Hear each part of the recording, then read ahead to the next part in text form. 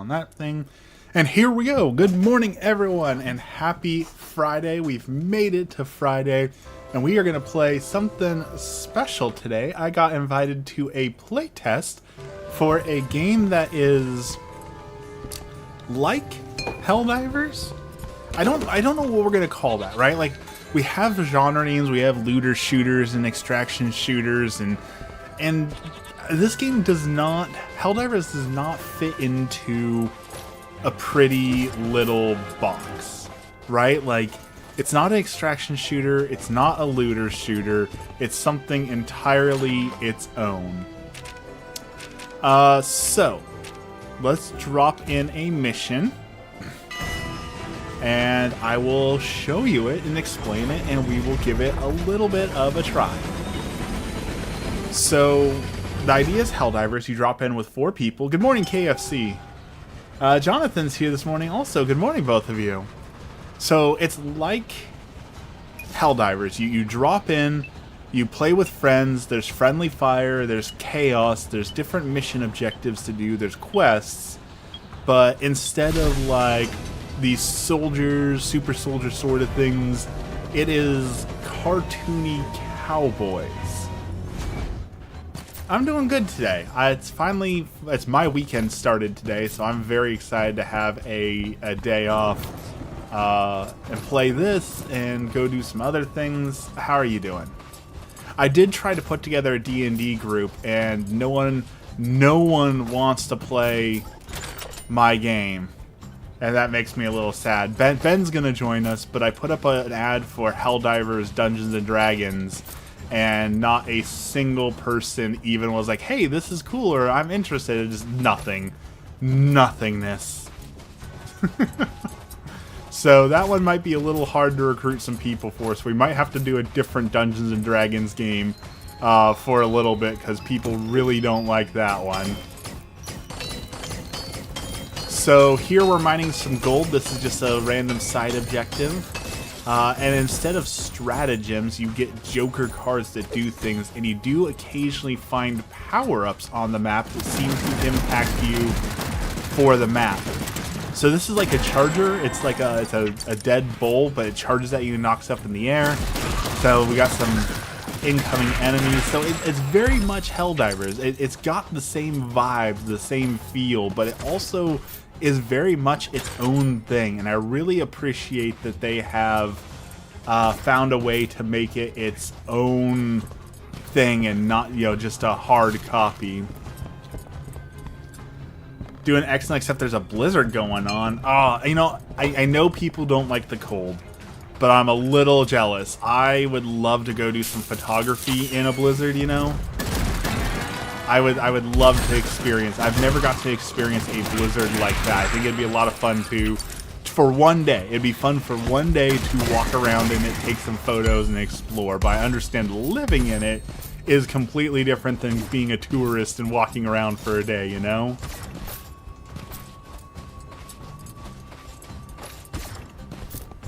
I wish we also had some SOS beacons, because right now I'm alone and the game is intended, for you to play with other people, so hopefully some other people join us at some point.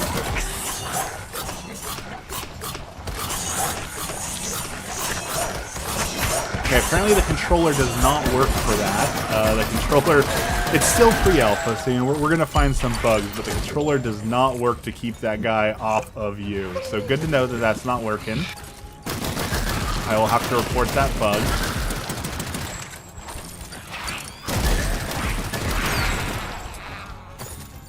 Ooh, okay, so there's an enemy spawner over here, and we got more reload speed, or more speed while we're reloading. So this is kind of a cool thing. So when there's like an enemy spawner here, rather than throwing grenades at it like you would in Helldivers, you have to shoot these points to get the things to stop spawning, which I think is a really fun, kind of like a little shooting gallery thing. So we shot the skull points, and now the spawner is broken, and now these enemies don't spawn. I thought that's a really cool way to make it stand out from Helldivers. Explosive rounds? Yes, please. I love the cold, but I'm really sorry you're feeling sad about the D&D thing. It is a better day. And I was struggling a little bit with depression. I've beaten that for a little bit, which is good. And it's normal. It's typically very hard for me to find players for D&D because I run my tables very, very strictly. Woo! Okay, those are little nuke things. Chilled Sprite gets better every time I drink it. I agree with that. I love the new chilled Sprites. The Cranberry Raspberry Sprite, especially the fact that they're doing 0 sugar on all those. Absolutely love that. So this guy just joined and he's level 71, so I'm gonna let him take the lead here. I'm level 2, so he probably knows better than I do what's going on and what we're doing here. So I'm gonna let him do his own little things over there.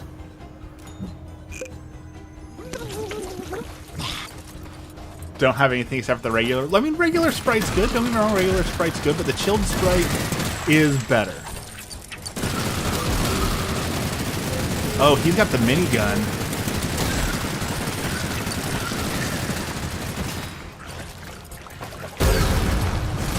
And some sort of giant grenade launcher.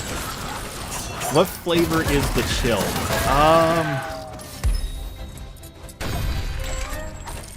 How do you describe it? Okay, Google. What flavor is Sprite chilled?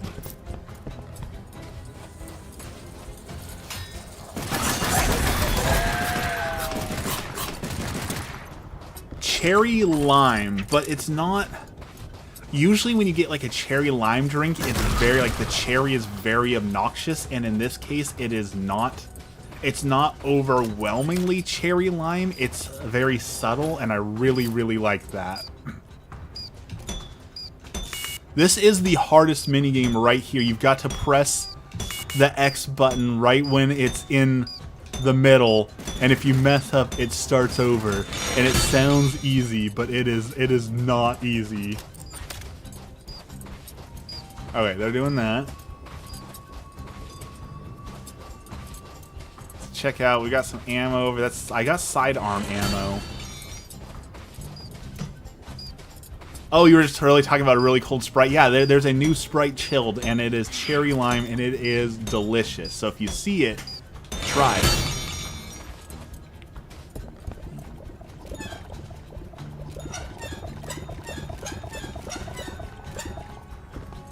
Okay. Pressure is stabilized. It's cool how, just like doing like the nuke missions and stuff, right? You've got to do all the stuff just right to activate the mission. So that they copied Helldivers in a way, but in a good way. And now we have to keep pressurizing this with the right pressure to keep the drilling up and probably defend against some enemies. Yep. So they've done a great job on this, especially this is a small indie game. Like, it truly is. I think it's a team of 7 people who made this game, so like it really is a small group of people who had a passion project, and it's a lot of fun. I'm having a lot of fun with it so far. I also appreciate that like your weapons do different things, so like using the sidearm doesn't mean like it's completely worthless. It's a different kind of weapon like all together, which is really cool. Spend some time with your girlfriend and play some Diablo 4 with your buddy. I am most likely going to buy the Diablo 4 expansion when Payday is here, because I really want to try the Paladin. I have heard some great things about the Paladin. I love Paladins. I always said I'd come back and play if they gave us a Paladin, so now that the Paladin is here, it is time to make good on my promise and play some Diablo 4. So I will be joining you in Diablo 4 on Payday. The problem is I'm trying to save money, and I was doing good at saving money, and then I got a message from my internet provider, and they were like, hey, did you know that your credit card expired a few months ago, so we forgot to tell you that we haven't been charging you, so you owe us $500. So there went any chance for savings, unfortunately. So maybe next paycheck we can afford Diablo, but this paycheck is making sure my internet still works. Alright, we finished that mission objective. So now we can go to the boss, but there's also like a danger area right here.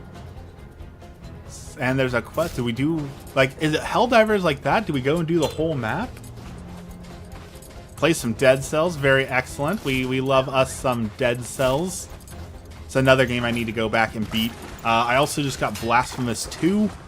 So I need to go beat Blasphemous 2. I usually don't buy games, but I walked into GameStop and they were doing a buy two get one free on pre-owned games. And there was a bunch of pre-owned games that I wanted. So I actually bought some games.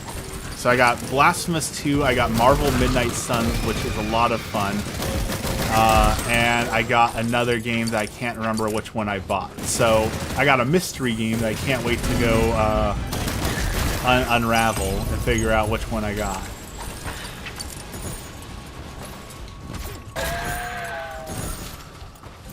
Alright, did we finish the hard area? Is the scary area over here? Oh, hello. Well, I was reloading, you jerk.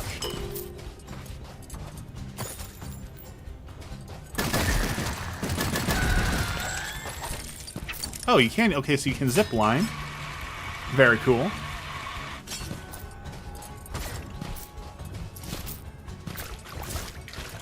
You also, unlike Helldivers, you get a mount, so you get a nice little mechanical horse here for running across the land if you want to move faster. I think I'll get Blasphemous 2 next. I'm really liking Dead Cells, my first roguelike. Roguelites are my absolute favorite genre of game. So I cannot recommend roguelites enough. I absolutely love a good roguelike game. Also, since we're talking about Helldivers, I made a video. It's up if you want to watch the full thing. But I am convinced that Blizzard is making a Helldivers 2 style clone with StarCraft. So I think we're going to get a Helldivers 2 based in StarCraft announced this year. Probably will come out next year, but I firmly believe that that's what we're going to get. And I'm very hyped for it.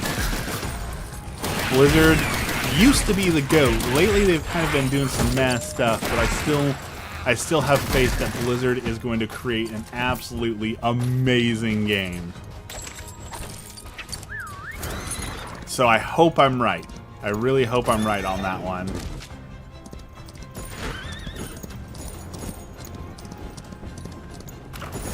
Other good roguelikes that are cheap, if you've never played it,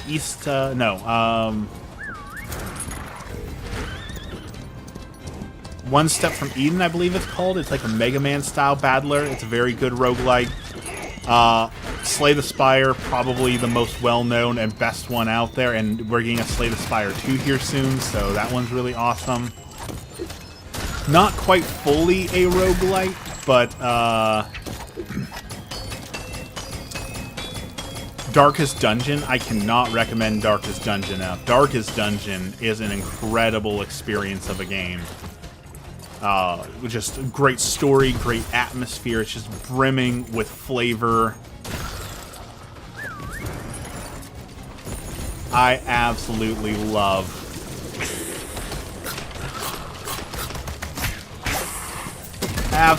Darkest Dungeon.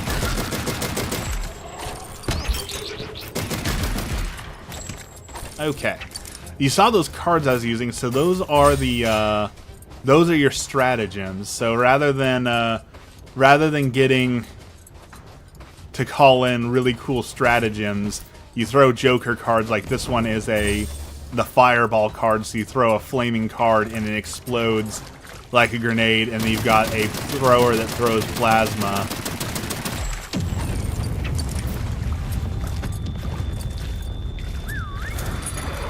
Alright, on to the quest and boss. Come on, horse. Come on, horse, run. There you go.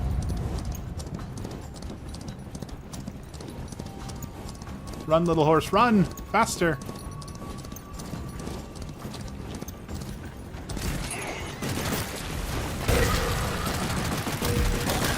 blow up this enemy spawner really quick.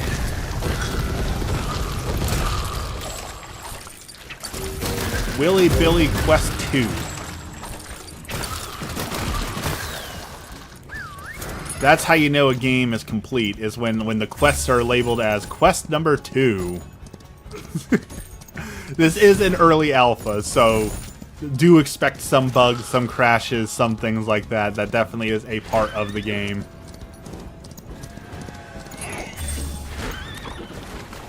Alright, so this quest is one of those, we're going to send you across the entire world sort of quests. So let's go.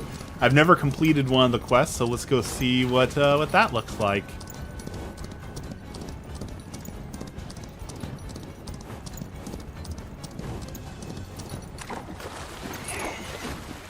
What? Can my horse not sprint in water? Is that? Yeah, okay. Horse can't sprint in water. That is good to know.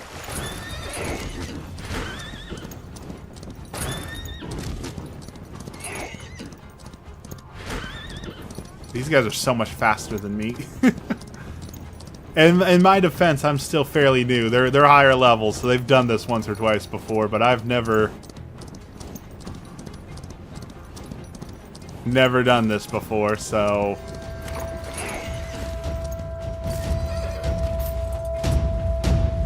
what is that? Oh, a disc fragment. Very cool. So I can play it in the jukebox back home. That's a pretty cool thing. What is that? Release the Hunter's Soul. Find all 10 graves to unlock his challenge. That seems like... maybe I'm wrong. That seems like a little much.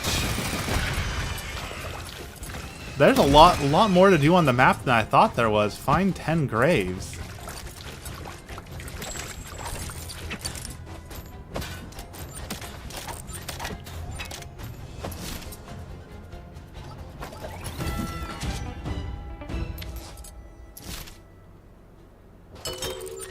Okay, I guess we're heading to the boss next. I guess we're not going to find the 10 graves, which I'm okay with. That seems like a lot. Maybe I'm wrong, but that seems like a lot of graves to rob.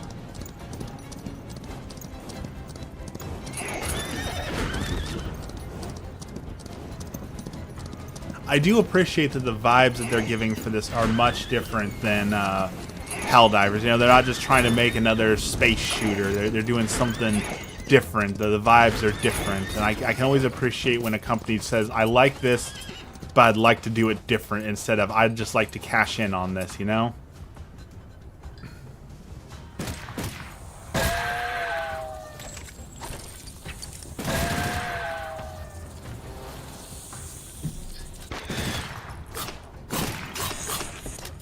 Alright, we can't start the boss until Sprightly Orca comes here.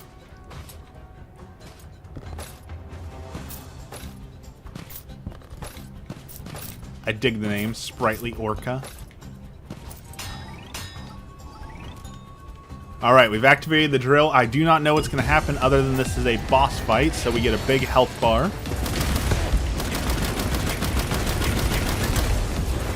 Use our fireball. Okay, so this seems like a Simon Says dodge the bad sort of fight. What is this? This is called Far Far West. This is a playtest they're doing right now for a Helldivers-like game where you play as a cowboy in the Far Far West.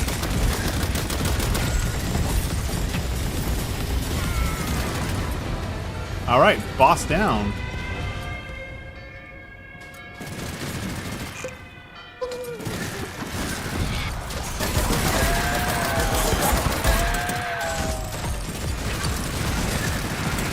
It is really chaotic fun right now. I do believe you can also blow up your allies just like Helldivers, so if you're feeling a little crazy with your allies, you too can absolutely thrash them.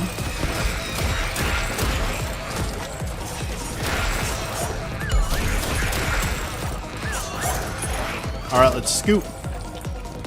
Get. And then extraction, just like Helldivers, when you call in the Pelican, you call in the train to leave, but it takes time and all the enemies spawn, so you got like one last giant push you gotta get through to survive, to escape.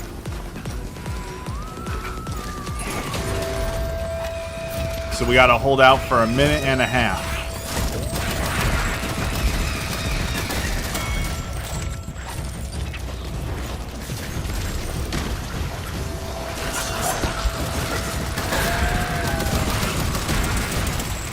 Let's throw our special utility. There's some ammo for everyone.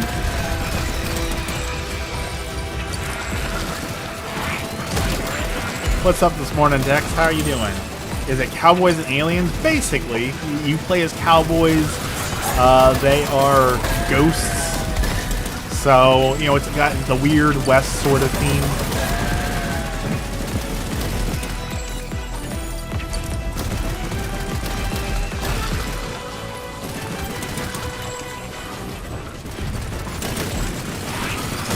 Reload faster. And use playing cards as like grenades. Excuse me. So, yeah, Cowboys, Aliens, Weird West. It's a vibe.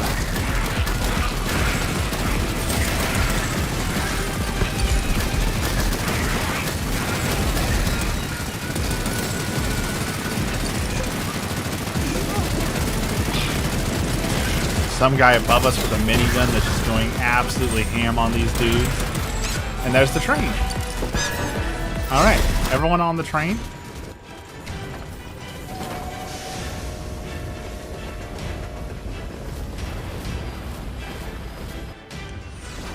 And we take the flying ghost train back home.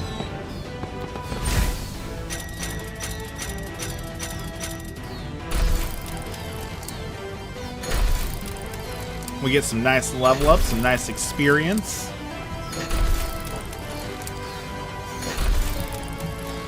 Leveled up some fire and acid. And we'll look at the stats. Look at that. Most kills. Not even close to the number of bullets used. Let's do...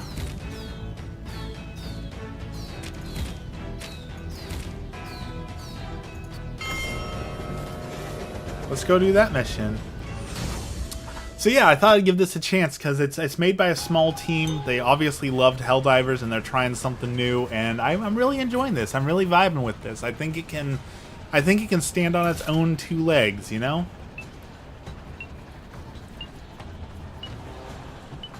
You love to see the indie devs out here doing the indie thing. I'd like to crank up the difficulty next too. I'd like to see what this game looks like when it's at its hardest. You know, I love my super extra hard Helldivers, so I'd love to see what this game looks like at its hardest difficulty. Excuse me. Man, something's in my throat this morning.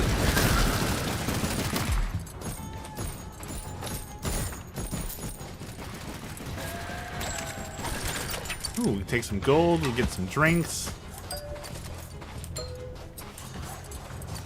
I don't know, I haven't really marked anything really well yet. I don't really know if that's useful, but you also get a mount. You get this horse. We were talking about the horse. Ooh. And these are like, so the enemy spawners look like this. You've got to shoot little skulls to stop enemies from spawning, which I think is a really cool, unique little like saloon house minigame. You know, like all like the state fairs and stuff, that like the Wild West area, and you've got the little air guns, and you've got to pop all the stuff. Like that's very reminiscent of that. So I really like that little mini game.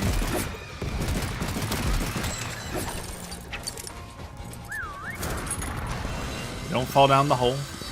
Don't get electrocuted.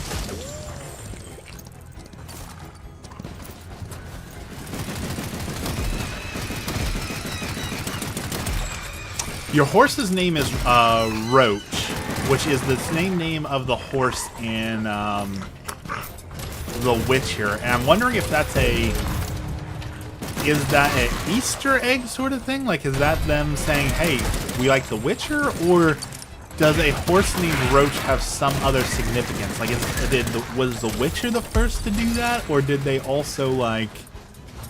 Was The Witcher doing it based off an old Western or something? Does anyone know?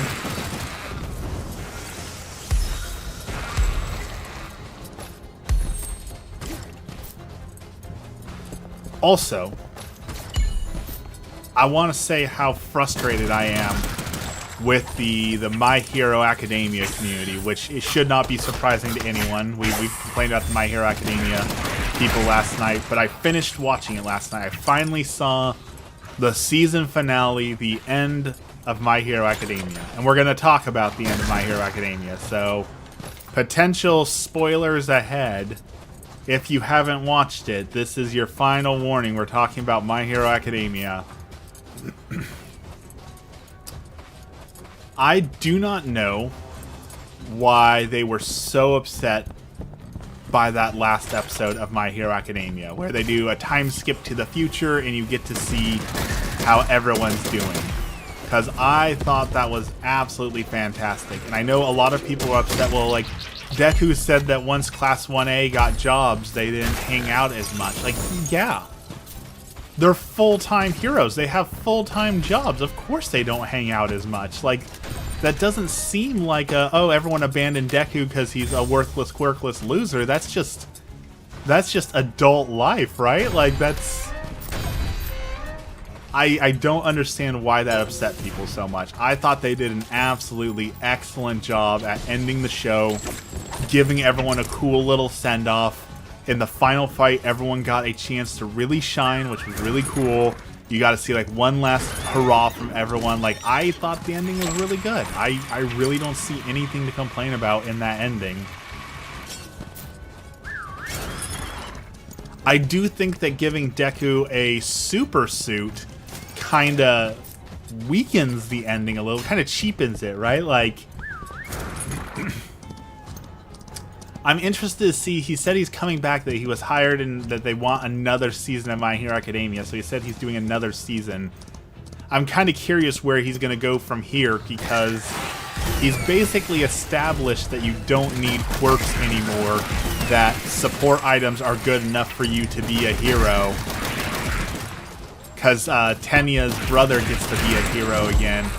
So, what's the point of quirks if everyone can be a hero now with support items? So we'll see how that goes, but I'm not confident that that the next season is gonna have any goodness to it, you know? Like, the story's told, the story's over.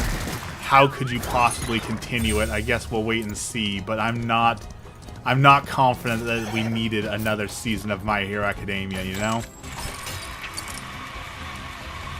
I'm in the danger zone. I'm pretty sure we already cleared this one, so I don't really know that there's a danger zone to be scared of over here.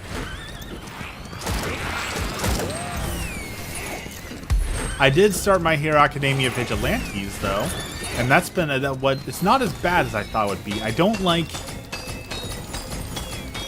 Pop Step, mostly because we know that Hirokoshi has a want to draw teenage girls in skimpy outfits, and I don't like that. But so far, it's not bad. It's not as good as My Hero Academia, but it's a good, as Emmy put it, it's a good holdover until we get more My Hero Academia. I do like Knuckle Duster, though.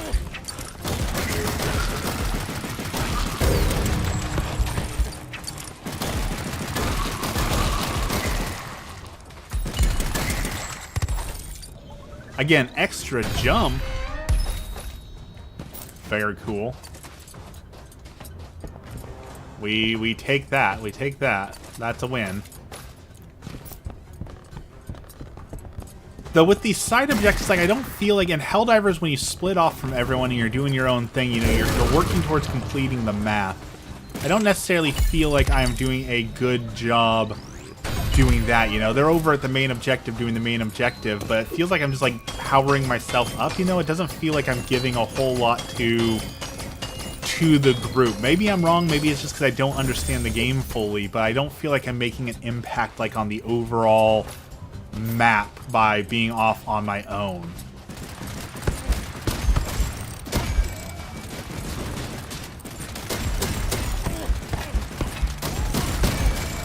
Also, I saw, very, very happy to see, StarCraft. We're getting a StarCraft TTRPG coming here soon. A tabletop Star Trek Warhammer game.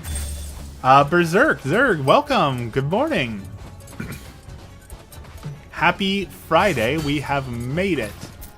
Why aren't you on the front line? I got distracted doing my own thing, you know?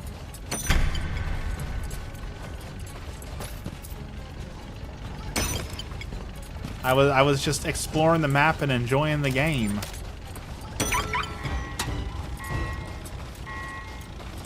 All right, we freed that thing, so now we can go take on the boss, I guess.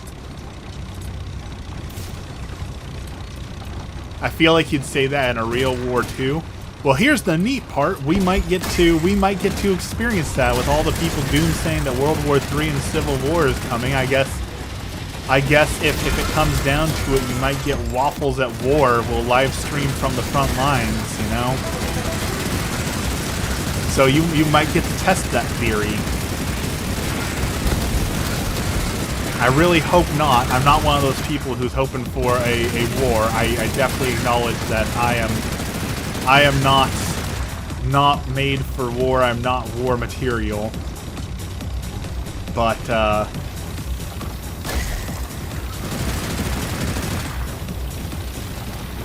two more innocent people were gunned down in my state last night by Border Patrol. So how long before people say, hey, the government's just out here taking us out, we need to do something about it? I almost feel like, and maybe this is an overreaction, but I kind of feel like I should just start carrying like I think they're called IFAKs, the individual first aid kit, like the little medical kits. Like, I'm definitely going to take some first aid classes. I definitely feel like it's time for me to make sure that I know how to bandage a wound. I definitely feel like that is a very important skill. The funniest thought to me is that there'd be another draft. I'm pretty sure there won't be a draft. Because here's the thing, at the point where we're at in America, as far as I understand from like the political tensions and everything else, the people who want to fight in the war don't need to be drafted because they're going to be out there doing whatever Trump tells them, and the people who don't want to fight aren't going to listen to a draft notice anyways, right? So like it's I don't know, is catch-22 the right term for it? Like, I don't feel like a draft will be effective or good, and I hope it doesn't happen. Like I said, I'm not one of those people who's out here cheering and hoping for a civil war. I think it's awful.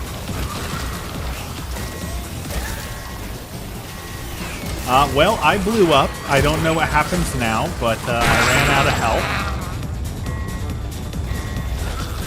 So I guess let's find out what happens as a little... Do y'all revive me? Okay, yes, y'all revive me. Thank you. I am not hyped about that. And I hope we can reach peace without violence in America, but it really feels like certain people really want violence, and that we're not going to be able to convince them otherwise, you know? So, hopefully, we can avoid it, but I think we also need to be prepared for potentially the inevitable. Especially, this whole thing with Denmark, right? Like, he out here threatening Denmark. I don't understand why he wants Denmark so bad. But Denmark issued a shoot first, ask questions later policy saying, hey, if you see any Americans on our soil out here doing stuff, shoot first and ask questions later. And that's definitely a concerning policy for our allies to have about us, you know?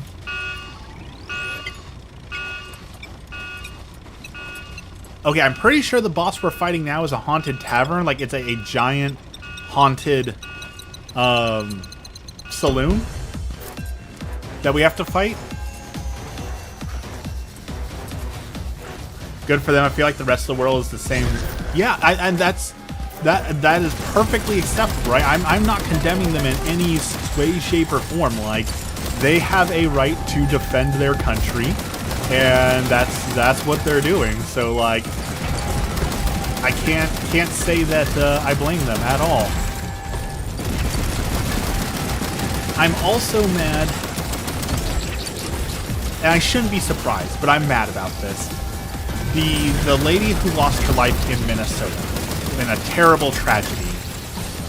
The amount of people who have come out of the woodworks to go onto her Instagram and Facebook page and message her and her family and say, hey, you deserved this, is so sickening to me.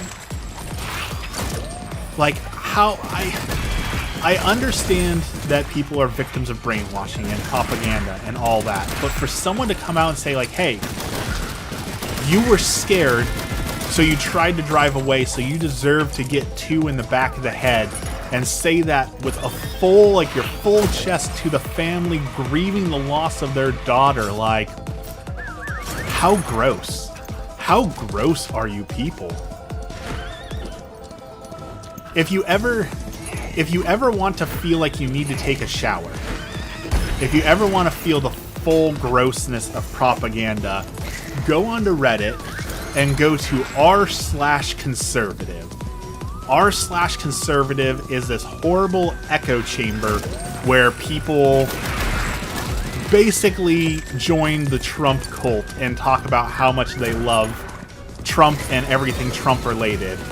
And the amount of people in there who are cheering for this, like, yes, that's one vermin off the street, let's do it again, who are actively cheering for ICE enforcement to go out and kill people without due process. Like, it is an amazingly ignorant and hateful place of the internet. It might be more hateful than 4chan, and that's saying something. You know, you bring up Charlie Kirk, and I still can't believe it's been, what, like 6 months since the Charlie Kirk incident, and we're still talking about it? Like, I can't believe we're still talking about that.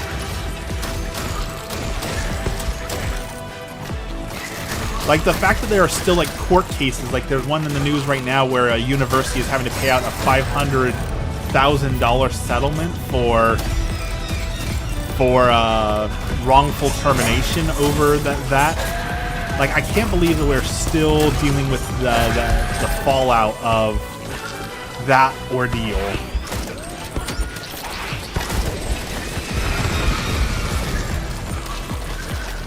I thought the world would have moved on, but we have not. It feeds right into the victim complex. I mean, you're absolutely right. That is where we are at.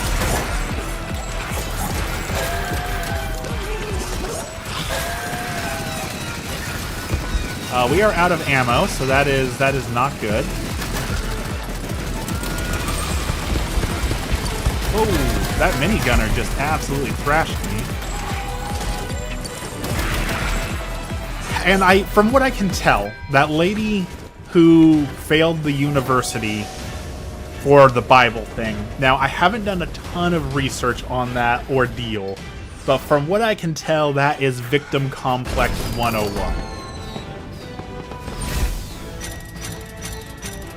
Like, maybe I'm wrong. I haven't read, like, the whole ordeal, but it definitely feels like she made up a problem and then complained when she faced the consequences of her problem.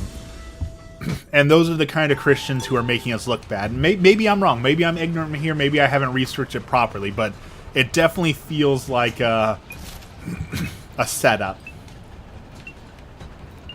Because, like, I went to college. What are you talking about? My understanding of the situation is there was a lady at, I want to say it's the University of Oklahoma? Is that right? Chad, is that right? The University of Oklahoma. And she was given a assignment to write about a certain project that happened, or a certain event, and she basically improperly wrote about how the Bible condemns things and didn't properly cite the sources, used bad grammar, and as people describe it, say that it was a 8th grade paper in a college environment. And when her teacher failed her for it, she rallied up the Turning Point conservatives, saying that she's being persecuted for her belief in the Bible, and that the teacher kicked her out of class and failed her because of her quoting the Bible. And that teacher then got fired for it.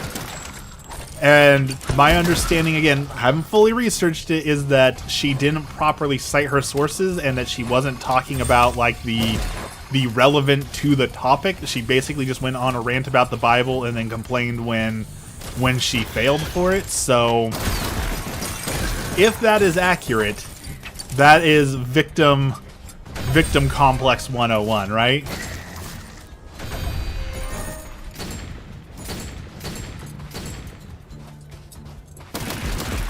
I'm pretty sure it's University of Oklahoma. Look it up. It's a whole thing. And I would be upset, like, if I graduated from the University of Oklahoma, I would be doubly upset about this, because there's a lot of people who are now saying, well, I won't accept a degree from the University of Oklahoma. I don't think that degree is worth anything yet. So it's possible she's out here invalidating people's degrees, which would be even more frustrating. That machine gun looks like a shotgun, and it feels weird. It is a 4-shot something. I think it's supposed to be like a lever action, automatic lever action.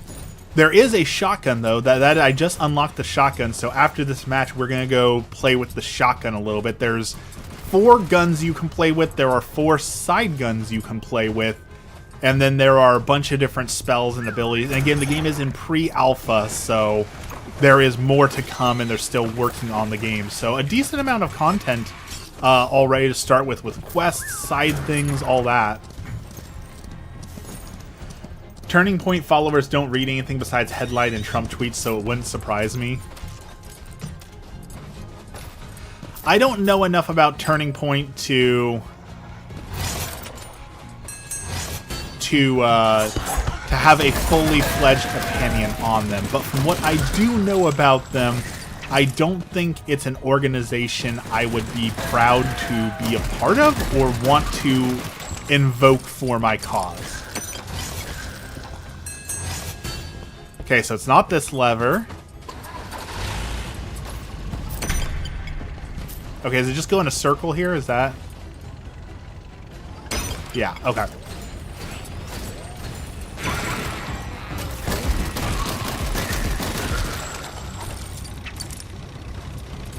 Charlie and Erica Kirk are figureheads. That's enough said. I mean, yeah, I definitely was not the biggest fan of either of those, and I continue to not be a big fan of. You know, maybe I'm judgmental. Maybe I'm wrong. Again, I'm fully open to someone telling me I'm wrong. But the way that Erica Kirk seems to be grieving the loss of a loved one does not feel genuine to me. You know, like, if, God forbid, if Emmy passed away, I would not be doing the things that she is doing. Now, granted, I might still stream, because I do enjoy all of you, and as I've said many times, and it's very sad to admit, so I'm sad that right now I have the most viewers I've had all morning. I'm going to say some embarrassing stuff here, but, like, I don't have a whole lot of in real life friends. Like, I don't really have a support system around me. So it's sad to say, but I do think that y'all might be my support system if that sort of thing happens. But I wouldn't be out here smiling and happy the way that she is, you know. I find it a little strange. And that's now that I say that, I need to go find some in real life friends stat. My stream should not be my support system if something bad were to happen in my life. That is, I recognize that as fully a problem that needs to be addressed, right? Like that is an issue that I need to address in my life. I need to find some local friends.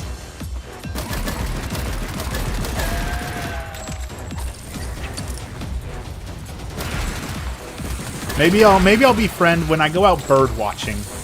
There's always a bunch of old men who are sitting in the back of their cars, like drinking coffee, and they've got binoculars and they're just sitting there chit-chatting and watching birds. Maybe I'm at a point in my life where that's why I need maybe I need to befriend the bird watchers. Maybe I'm officially old enough that I can befriend the bird dudes.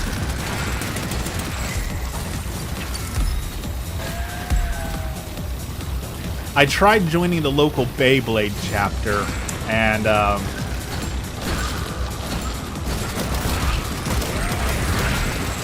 one of the things I struggle a lot with, I'm trying to find the right words for this. I want to be very careful how I say this, so please forgive me if I say something incorrect here. I'm trying to find the right words for it. I like the Beyblades, and I like Dungeons & Dragons. And I like talking to people who are passionate about these things. However, things like Magic the Gathering, Dungeons & Dragons, Beyblades, really any hobby tends to attract people who maybe have more passion than they have social skills. And one of the things that frustrates me about trying to find friends in these hobby spaces, like D&D is very guilty of this, is you find someone like, hey, you are a cool person, I enjoy your company, let's talk like friends would. And like, hey, yeah, let's talk about D&D. Like, okay, yeah, I like D&D. I would like to talk about something other than D&D. And then the whole thing falls apart because no, I only talk about Dungeons & Dragons. Like, cool, I'm glad you enjoy Dungeons & Dragons. I'm glad we have this shared thing. But I would like to have a friendship that's not just Dungeons & Dragons based, you know? Like, I would like to talk about something other than Beyblades with the Beyblades people, right? And it's so hard to find well-adjusted people in those spaces who want to talk about other things, because all I found is that the D&Ders want to talk about D&D, which is great, it's their passion, but you can't just talk about your passions, right? Like, you've got to have variety as the spice of life. You got to have something other than Dungeons & Dragons in your life, right? Also, this is the Haunted Saloon, so we're fighting the Haunted Saloon. My brother and mom asked each other who would find us first if we passed away. We were having this conversation on Christmas. That is a tough conversation, because if Emmy and I were both gone at the same time, I don't think anyone would find us. I'm pretty sure our cats would consume us.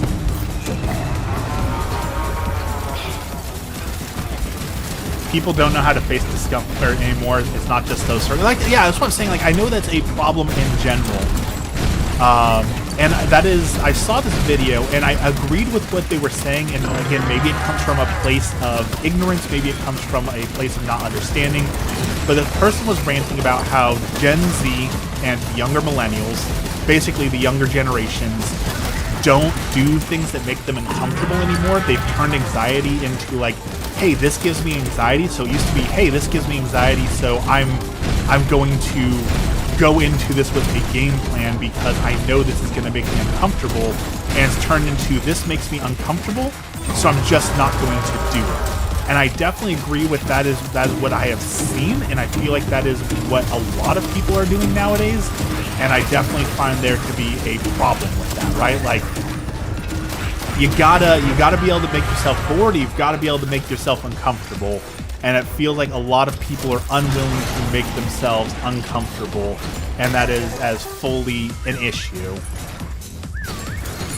Like, driving in Portland. I hate driving in Portland. It gives me anxiety, and I struggle from anxiety. I was just telling Dex yesterday, I forgot to take my anxiety medication, and because I didn't take my anxiety medication, I had a dream about my roof collapsing, my grandpa dying, and being eaten by rats. So, like, obviously I got some anxiety issues there, right? Like, that is some anxiety, messed up anxiety problems. And Portland gives me anxiety. But I would never say to myself, well, I don't like driving up there, so I'm not going to. There are some days where I say, hey, I don't want to deal with that, so I don't. But there are so many things up there that I want to experience that I couldn't imagine just not experiencing those things, just missing out on them at life because it makes me a little uncomfortable, right? Like, I couldn't imagine living my life in that way. I've seen what D&D is like, and I've wondered whether it would be my kind of thing, but the amount of preparation with the character creation story and people play with it just seems like too much work.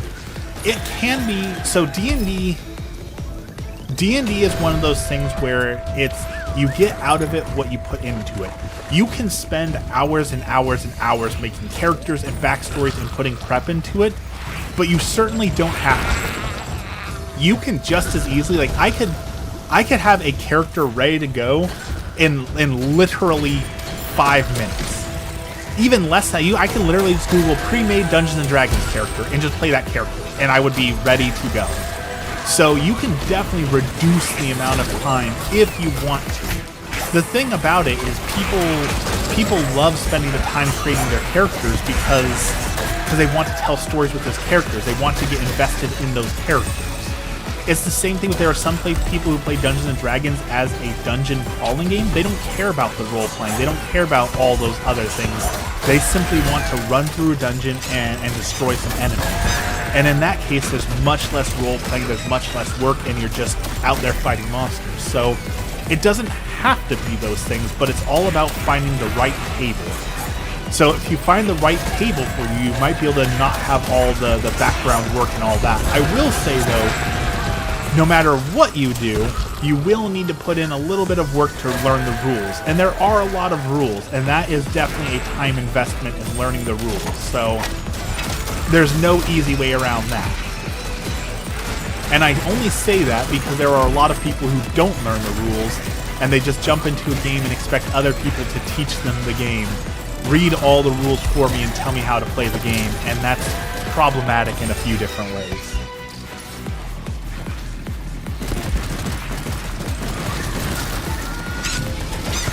But D&D is such a large thing that I don't think there's any one person who can just say, well, it's not for me. Because there's so many, like, TTRPGs as a whole. Okay, D&D is too much work. You don't want the storytelling. You don't want the rules.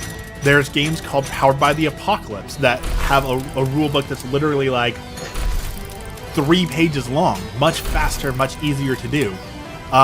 Okay, well, I don't like combat. I just want to tell a story. Great, there's TTRPGs with no combat in them.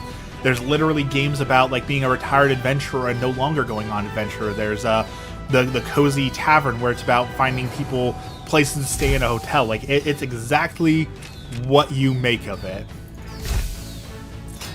Okay, we're going to return to the saloon, because I want to buy some of the upgrades and explore that a little bit.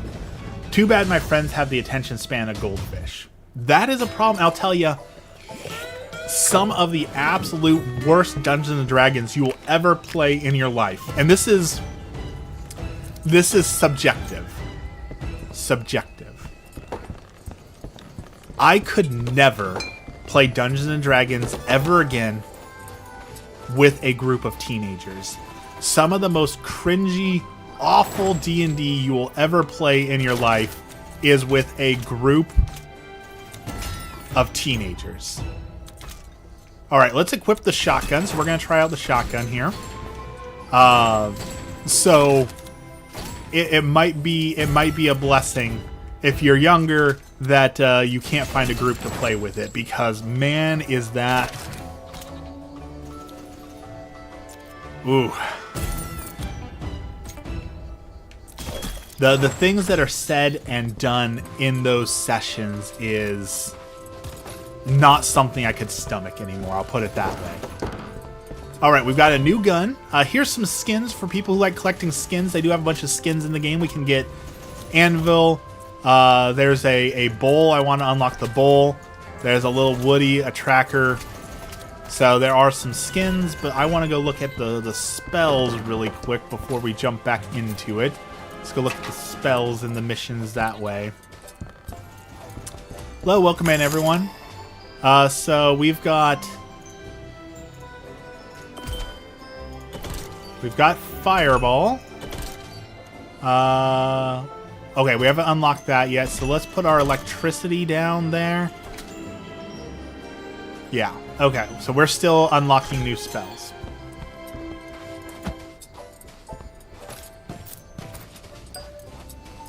But don't give up on D&D just yet. You can find a game that does what you want it to do for you. Alright, I'll tell them all I'm ready here.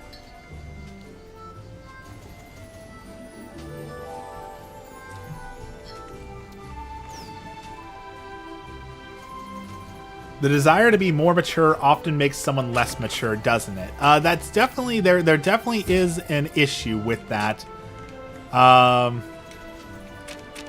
It kind of depends on what that looks like. When a teenager is trying to be more mature, it can often come off as like this egotistical, haughty, I'm pretending to be an adult when I don't know what an adult is. That can definitely be true, but there's definitely also, you know, you get the 23, 24-year-olds. I mean, Blink-182. I'm gonna quote Blink-182 here. Great band. You know, the act your age. There's when you have a 23-year-old still acting like a 15-year-old. They're going to high school parties. That is a whole other realm of bad. So both can be bad. All right, let's go check out our shotgun. We got a new weapon here and a new spell. So let's check out our new items that we have unlocked from leveling up here. We're gonna try out the shotgun. Okay, the shotgun is automatic. It kind of feels pointless to have, like, why would you want an automatic shotgun when there's already an automatic machine gun? You know, I don't know if I necessarily like that, but we'll give it a fair shot. I know that I am hated in shooters. My favorite weapons in Call of Duty is shotguns.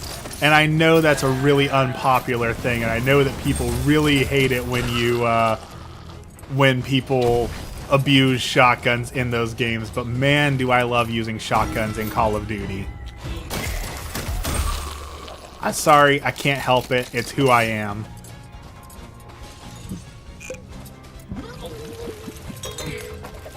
Like in Modern Warfare, was it Modern Warfare 2 or Advanced Warfare 2? I don't know. Whatever Call of Duty was 3 Call of Duties ago, when they had the dual-wielding shotgun pistols akimbo, that was my jam. And I know people hated that, but I couldn't help it. I'm sorry. It was so good. It was so fun.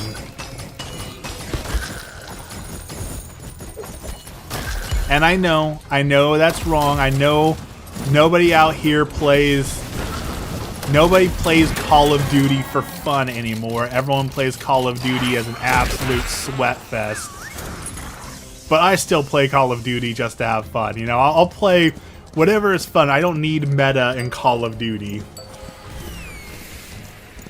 Which unfortunately usually means like claymores, bouncing betties, shotguns.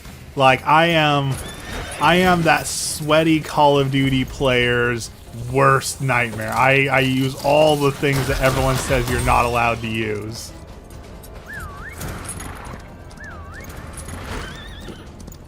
And I apologize for that, anyone who loves Call of Duty. However, I did see they recently, the Call of Duty team said that they are not doing daily or yearly releases of Call of Duty anymore. So, you know, that's good. We're not getting, maybe they'll take some time to actually make the next Call of Duty good. What are we doing here? I don't necessarily understand what we're revealing or why, but okay. Oh, I see. Okay. We're matching these to these and that. Okay. I got it. Very cool. Match that to that one and then this one. Okay. That took a second for me to figure out, but that was pretty cool. I was talking about this a little bit earlier, but since there's a few more people kind of lurking here now, I'm very convinced they said that Blizzard is going to be making a StarCraft announcement for a StarCraft first-person shooter at some point this year, and I am very convinced that Blizzard is going to be putting out a Helldivers clone. So we're going to get a Blizzard-made Helldivers experience, and I am very much here for that. Have you heard of Your Only Move is Hustle? No, I haven't heard of that one. What is that?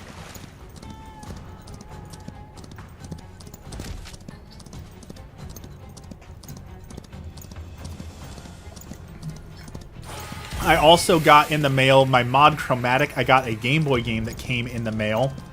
Very, very excited for that.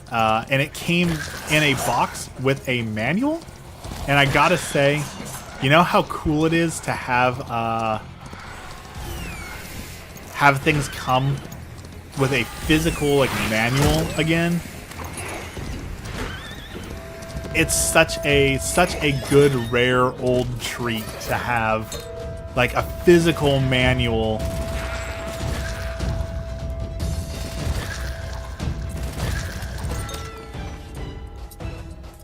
And box.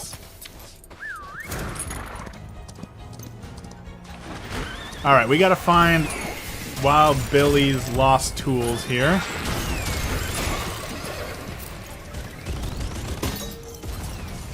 That's one.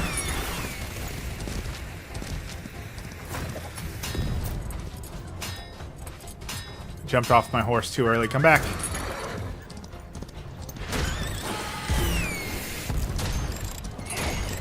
My horse likes getting stuck on things.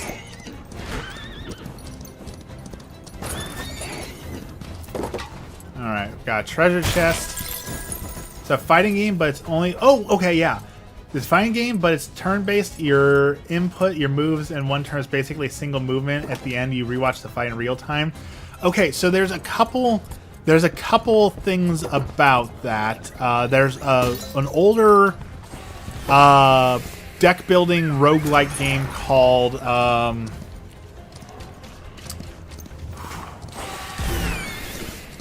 gotta remember, Fighting in Tight Spaces, and then they made a sequel called Knights in Tight Spaces, where each move is a turn, and at the end you get to see it all play together, and it was really cool. So it's really cool to see a fighting game made in that style too. That definitely hypes me up. I love that concept. I feel like Fights in Tight Spaces was so underrated. Not many people played it or heard of it, but it was a super fun deck building game, and I wish it got more love. I didn't like the sequel. I wasn't a big fan of Knights in Tight Spaces, but Fights in Tight Spaces was such a cool concept.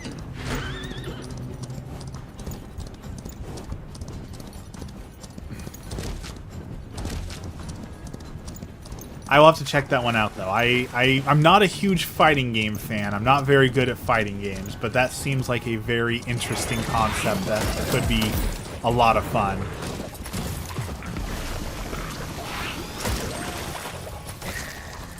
Alright, let's, we gotta use our spells a little bit more. If I want to level these up, I need to use them a little bit more. I kind of like that. I like that the only way to level it is to use it, you know? Gotta... incentivize people to use this system. Okay, pull the levers in the correct order. Not that one. Okay, that one. Not that one. That one.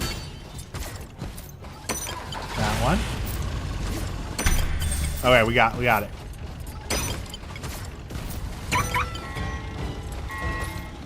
Puzzle solved. We are puzzling good.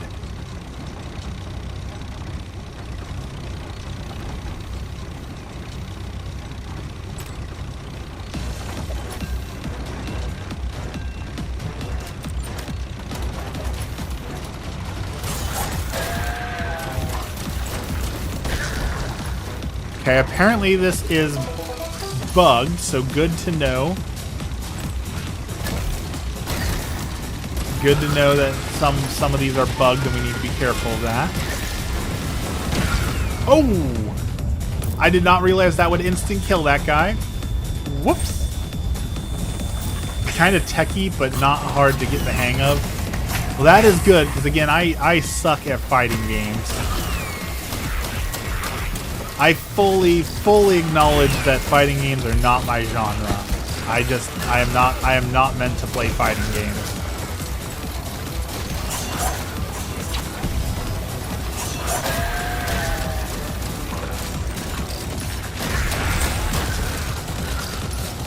Reminds me of the old Plants vs. Zombies Garden Warfare games. Oh, I forgot we got to try out our bow too. We got an explosive bow.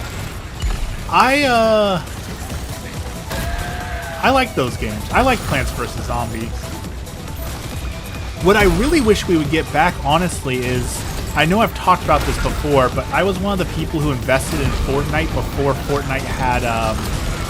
before there was the Battle Royale mode that kind of took over all of Fortnite, there was a multiplayer tower defense building survival mode where you would go to objectives and you'd have to fortify the objective and then waves of enemies would come, and I really enjoyed that. And like, I know it still exists, but I also know that like they haven't touched that mode in like 50 years. So like I wish we could get more of that. I really enjoyed that idea. It was a super unique, fun concept that we don't have a whole lot of anymore. And I hate that it's just basically been abandoned. I would love to see Fortnite give that mode a little bit more love. But why would they, right? Like, 14 million people were playing Fortnite the other day. So why would they ever...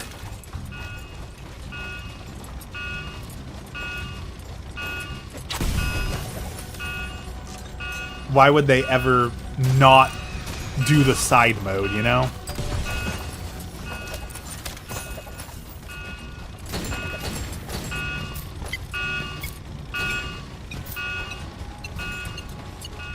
You know what else needs to make a comeback? That didn't get a fair shake? Almost no one played it, but there was this game made by the same crew who did Borderlands and a few other big games. Oh, now I'm blanking on its name. It was a MOBA shooter that almost instantly died because it came out the same... Battleborn. It came out the same time that Overwatch did, which was just poor timing. Really poor timing. I wish we'd get another shot of Battleborn. I really enjoyed Battleborn, and I feel like if they relaunched it now, it might have a fair shake. It might get a fair chance at life. But it did not get a fair chance at life. It was such poor timing.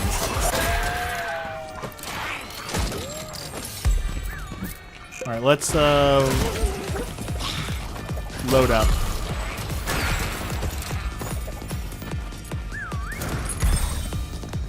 Alright, boss down to the train.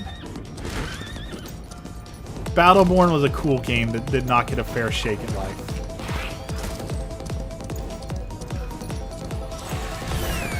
And now, like, So we're in a remake remaster era, right? Everyone's remaking, remastering games. Like, I feel like there's a few MOBAs and stuff that died because League of Legends was so popular. Like, as long as we're remaking and rehashing games, why not bring back some of those failed games like a WildStar? WildStar was an MMO that tried to compete with WoW, and they leaned too heavily into like the overly competitive scene. But like, if they gave it another shot now, I feel like they might be able to make it work. So like, why not? Why not bring back some of those old games that failed and give it another try?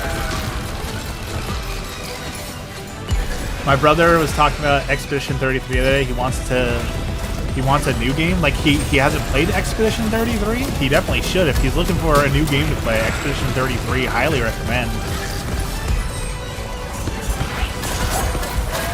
Lost Soul aside. Speaking of Final Fantasy, I do have Final Fantasy Tactics that came from GameFly that we're going to play at some time. Final Fantasy Tactics might be the best Final Fantasy game ever made.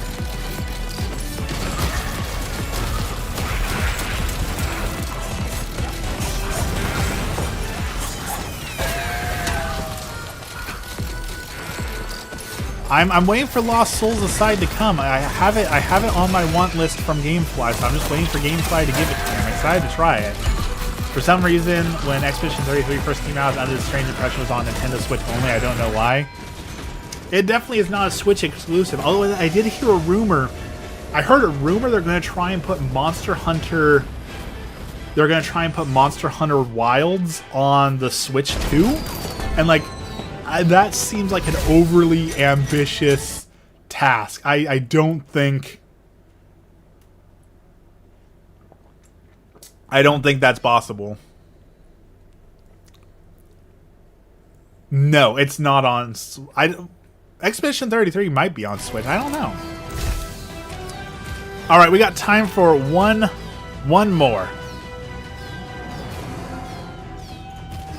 Do you guys want to try a hard mode? I'm going to bump it up to hard mode.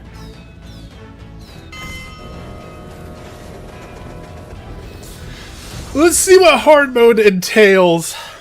You know, I just hurt my own feelings. So I was looking. I have the game here. I have like all my stream stuff over here, and then I have the chat and stream health over here. And it said that the views was at 16, and I thought that meant I had currently 16 viewers. I was like, wow, look at that, we're actually popular today. People are hanging out with me. Nope, that was, in total, we've only had 16 views over the last hour, which is abysmal. I thought we had a lot of friends here today. I thought we were doing good. So that's a bummer. Monster Hunter Wilds worked on Steam Deck, but I don't know about Wilds on Switch too. Yeah, I really don't know about that, but... Ooh, that caffeine just hit me. Ooh. So yeah, our stream is not very popular today. Here I thought we were like really popular. People were hanging out with us. We were going to have some new friends. That is not the case. I'm sorry, y'all. I failed you. We do not have new friends today. All right, we got to do this matching puzzle again. Let's see. We got a slash. We got a Z. We got a pointy thing. We got a poop. Okay, we got a Z. No. Z. Z. L. Z. All right, got one. L. Cross. Poop. Slash. Okay, we got slash. Hey, stop clicking. We got an L. Got an L. We got a pointy thing. Dude, I'm doing it. I'm doing this thing. Cross. Okay, you can do it. I think the Switch 2 has more power than people give it credit for. Maybe? I don't know. I guess I will blame Nintendo for that, because you might be right. You might absolutely be correct. Here's the thing, Ben's here. Good morning, Ben. There's nothing that requires power on the Switch 2 currently to show off its abilities. So how How would I ever know that? You know? Ben, bad news. I put up the first recruitment for our D&D game, and nobody. There wasn't a single reply. Not a single person was interested in playing Helldivers Dungeons & Dragons. So I will put up some more recruitments in a little bit, but we have... Currently, nobody is interested in it. Ooh, we found a boss. I have triggered a storm. What does that mean? Oh, it means we're getting our butt kicked. That's what that means. That is true. There is cyberpunk on. You are right. There is the cyberpunk.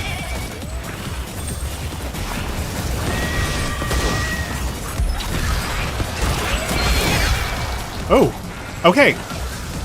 Lesson learned. Hard mode is hard. We have learned something.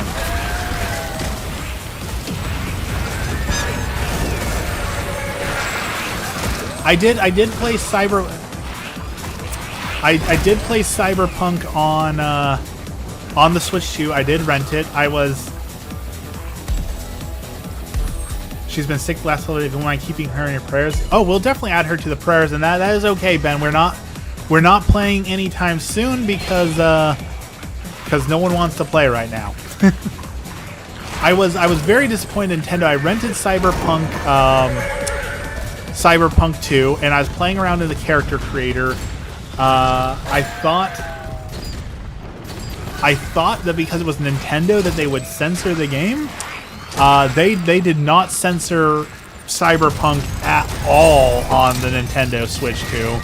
So I got a face full of breasts as I was playing through the character creator and the different abilities and mods and all that. So I thought Nintendo would make the game safer, and they did not. I was not aware that they did not censor it. It did run okay, but like it just... I don't know. I played Cyberpunk once, and I guess maybe I'm just done with it, you know? I played Cyberpunk all the way through once, and I tried getting into... I was like, oh, I haven't played the DLC. Maybe I should play the new Phantom City. And just nothing clicked, you know? I wasn't clicking with the game. I'm not saying it's a bad game. I didn't vibe with it anymore. Reloading now wastes unused ammo, but it does more damage. Kind of cool. I was interested in WWE 2K25 on Switch. I wanted to see how they dropped the ball. They dropped it immensely with all censorship. How do you censor a wrestling game?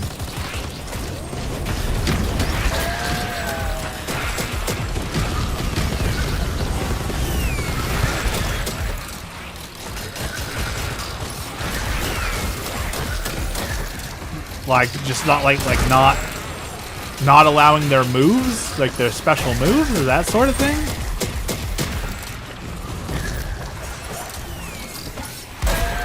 Boom! Okay, this ammo wasting perk on shotgun is cool, but man, does it waste ammo. Like, they weren't kidding. Holy cow, is it wasting a lot of ammo.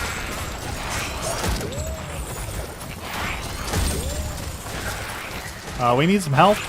We could use a drink. Drink! Perfect.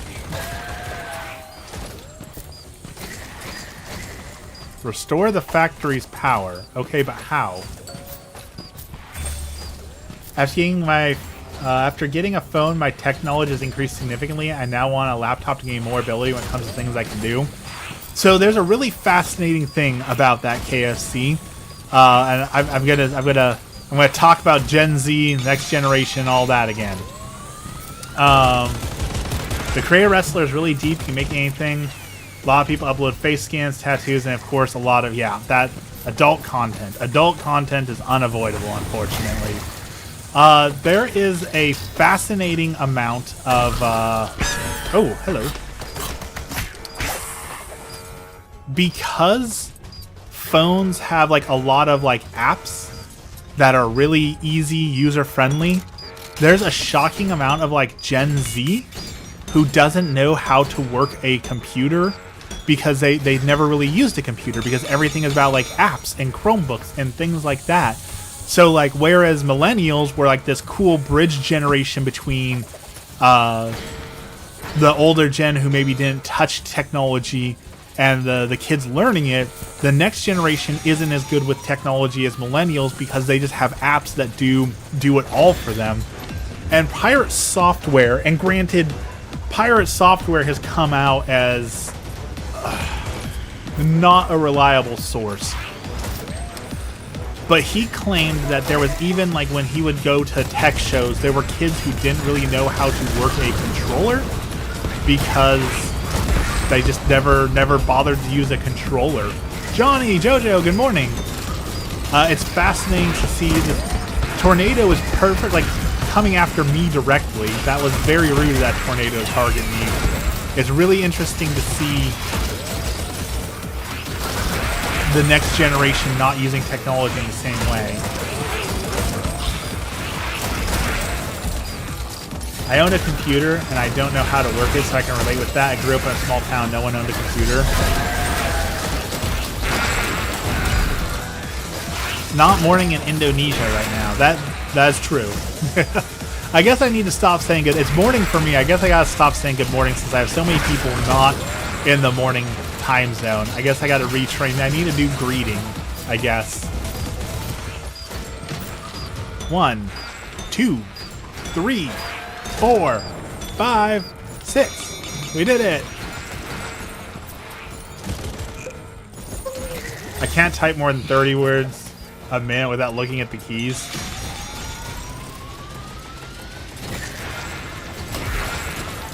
Your English comic is Moonlight Star. Yeah, I remember you talking a little about your comic last time you were here.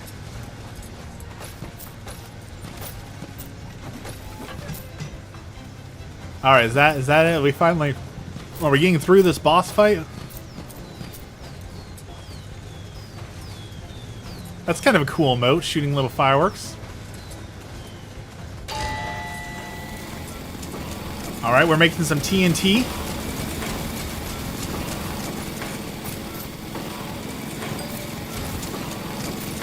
I don't know what's going to happen next. I only know how to work a computer from watching people do it on the internet. I, on the other hand, manually removed malware from my computer in college because anti-malware software wasn't really a big deal. Here's the thing, and maybe, again, I'm not an expert, maybe I'll reveal my ignorance. I feel like for most people, unless you're out there going to like sketchy websites and downloading a bunch of random things, I feel like needing a antivirus sort of thing is, most people probably don't need antivirus, anti-malware. I feel like for most people, Windows Defender is a sufficient antivirus in most situations for most people who are like using their computer to browse Reddit, play World of Warcraft, and do things like that. Like, I really don't feel like most people need an anti-malware and antivirus.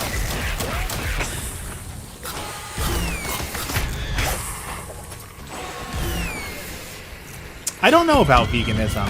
Oh, well, I triggered a storm. I messed up. I messed up. We know now. Don't walk through the green things.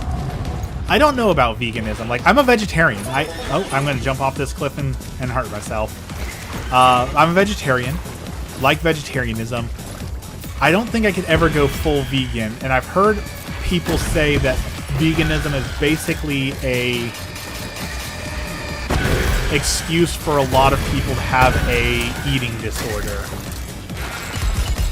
Do you get deja vu? All the time. All the time.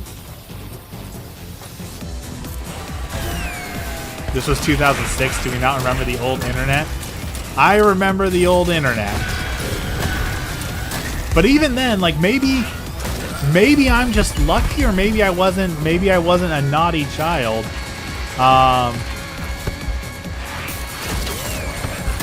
I never got a virus. You know, I never got malware. I didn't get viruses. I never struggled with any of that. So maybe I was just too much of a goody-goody two-shoes, but I never got any of those problems, so...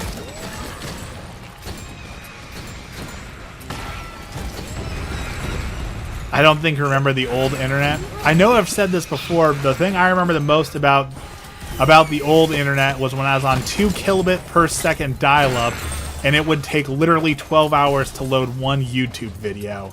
That's the old internet I remember.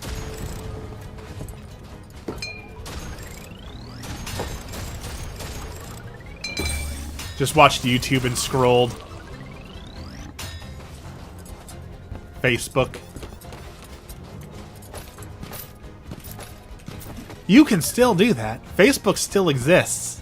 I wouldn't say that it's good, but it still exists. iFunny, I watched iFunny a ton. I read a ton of iFunny. But I had to stop watching iFunny because, like everything, once it got popular, you know, I liked iFunny before it was cool. Once it got popular, people just uploaded adult images, and that's what it just became, was you'd get a face full of adult images every 5 seconds, so I had to give iFunny up.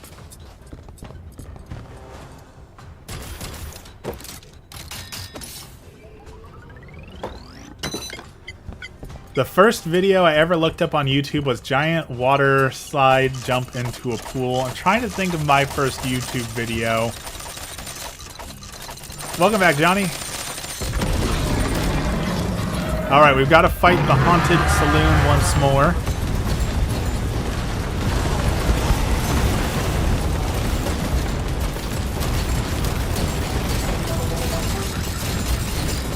Posted your comic? Excellent.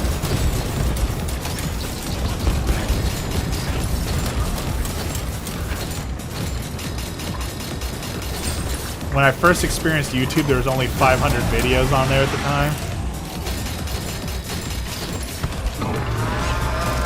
It is fascinating how far YouTube has come.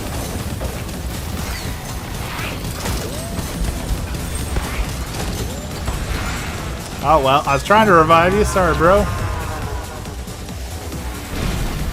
I definitely agree that is a bizarre thing to think of. Only 500 videos on YouTube. We have come so far since those days.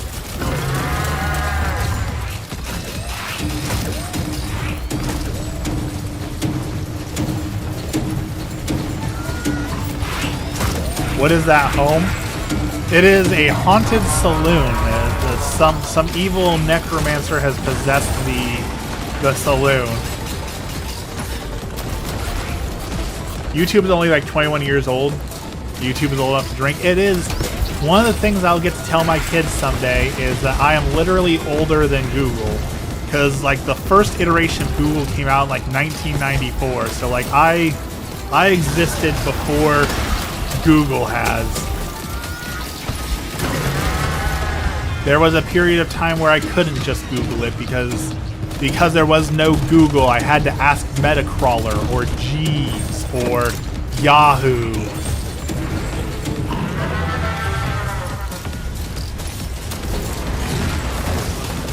Can you play Evo Creo 2? I don't know what that is. So maybe.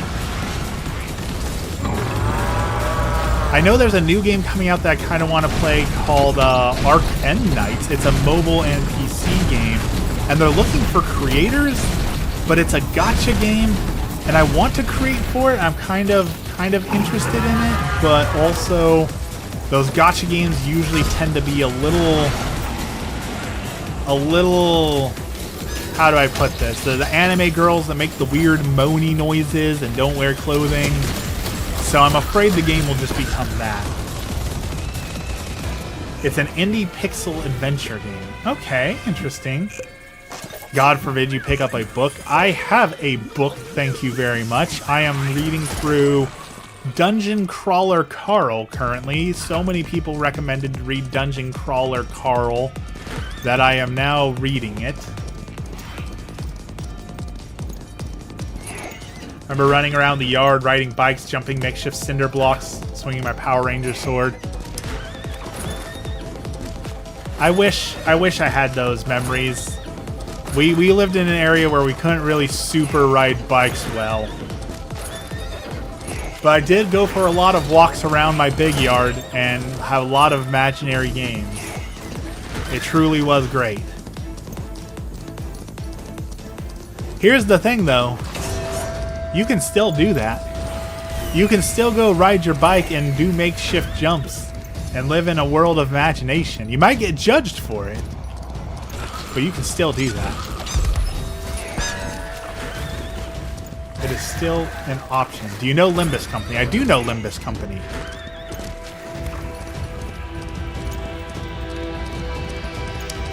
I never got super into it, but I did. Whenever a gacha game like that comes out, I'll usually play it just long enough to unlock all the free pulls so I can, you know, gamble for some characters and see the characters. That's usually about as far as I get.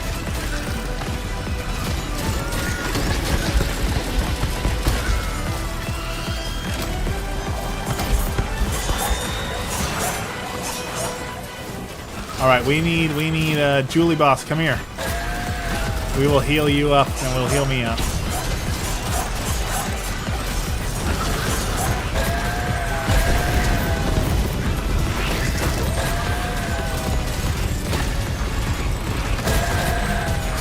Okay, these hard mode train fights are no joke. There's like full-on bosses spawning over here,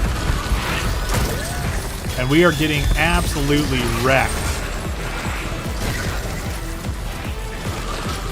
We are not good enough for hard mode. I think we can admit to ourselves we are not good enough for hard mode. I can't do that, bro. Last time I rode my bike.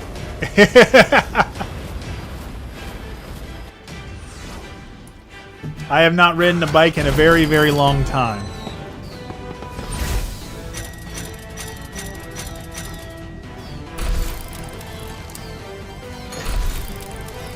All right, hard mode was hard. We have learned hard mode is hard. Oh, my back.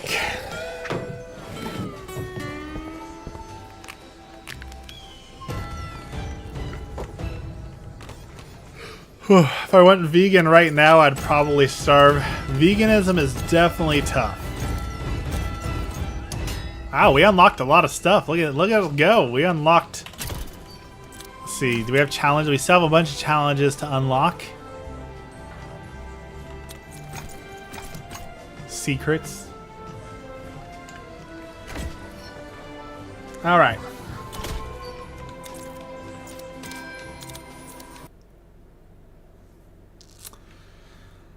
It is 6:30. My knees hurt, which means it is time for me to get up and go do some things and start my weekend. So let's end with our prayer as always. In the name of the Father, the Son, and the Holy Spirit, our Father, who art in heaven, hallowed be thy name. Thy kingdom come, thy will be done on earth as it is in heaven. Give us this day our daily bread, and forgive us our trespasses as we forgive those who trespass against us. And lead us not into temptation, but deliver us from evil. Amen. Lord, thank you for this blessed day, and thank you for all that you do for us. Today we continue to pray for the souls of those in purgatory, the souls who have been forgotten, the souls who have no one left to pray for them. Lord, help them. We pray for all the sick, whether it be mental illness, physical illness, whatever may be ailing them. Lord, be with them and help them through this difficult times. We put our special attention towards Ben's mother, who is currently undergoing and going through it. Lord, help her to recover and help the family to be strong during these hard times. We pray for a special intention of all those who don't have enough food, all those who are starving, all those who don't have enough currently. Lord, help them. And finally, one last special intention. We are praying for a child who is undergoing surgery soon, surgery that will save their life. It is possible they may not make it through that surgery, and it's possible without that surgery they don't make it. Lord, help that child and help the family to be supported through this difficult time. Be with them all as we undergo this stressful and terrible undergoing. All this we pray in the name of the Father, the Son, and the Holy Spirit. Amen.